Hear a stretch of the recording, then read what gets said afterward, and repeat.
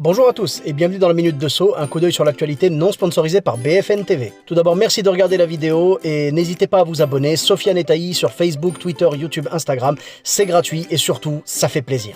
Pour rembourser son prêt, le Rassemblement National doit trouver 1 million d'euros en 5 jours. À mon avis, pour trouver une telle somme si vite, ils vont devoir faire du black. Les pauvres, j'ai mal pour eux.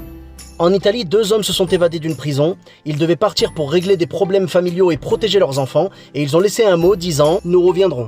Moi, tout ce que j'espère, c'est que ça va pas donner d'idée à Balkany. Toujours en Italie, une glace nommée Covid-19 rencontre beaucoup de succès. J'imagine bientôt ça va être funky quand les serveurs t'amèneront ta glace. Alors pour cette table, on avait une glace fièvre jaune, une peste bubonique, et c'était pour qui le supplément Ebola? Bon après je me moque pas, apparemment ils ont voulu donner un côté positif à cette tragédie. T'imagines si en France on fait la même? Si on se met à nommer les glaces après nos tragédies? 2 coupes Macron s'il vous plaît. Sur Fox News, Donald Trump a déclaré qu'il considérait être le meilleur président pour les Noirs.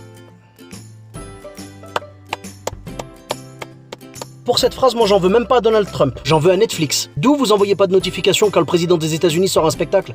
Après l'apparition de 7 nouveaux cas, plusieurs quartiers de Pékin ont été reconfinés. Quand je vois comment certains se sont lâchés après le confinement, ça m'étonnerait pas que ce soit bientôt notre tour et qu'on soit reconfinés. Prums sur les pâtes et le papier toilette.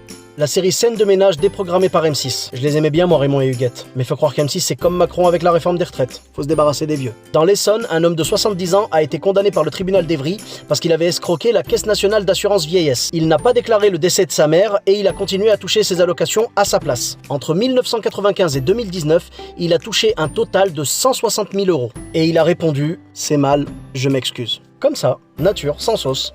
Et moi je me dis comment ça se fait qu'en 24 ans, personne s'en est rendu compte. Elle a jamais eu de rendez-vous ni rien. Moi j'aurais voulu qu'il la convoque et que le mec soit obligé de se déguiser en sa mère pour y aller, tu vois. Bah oui, en France on a toujours été jaloux du succès de Madame Doubtfire. Le chanteur Slimane a été harcelé par ses fans suite à l'erreur de TF1. TF1 avait par erreur affiché le numéro de Slimane lorsqu'ils ont voulu l'appeler pour le féliciter pour sa victoire pour la chanson de l'année. T'inquiète pas Slimane, je vais te venger moi. Alors, voici le numéro de TF1. Si je vais le dire, ça me fait pas peur hein. 01 41 41 12 34. T'as un problème Pernod? Concernant les matchs de foot à huis clos, Zinedine Zidane a déclaré « Je n'aime pas jouer sans public ». Eh ben franchement, si on m'avait dit qu'un jour j'aurais un point commun avec Zinedine Zidane. Après le confinement, la consommation de somnifères a augmenté. Ça m'étonne pas. Pendant tout le confinement, on avait déjà les discours de Macron pour nous endormir. Et on passe aux champions de la route.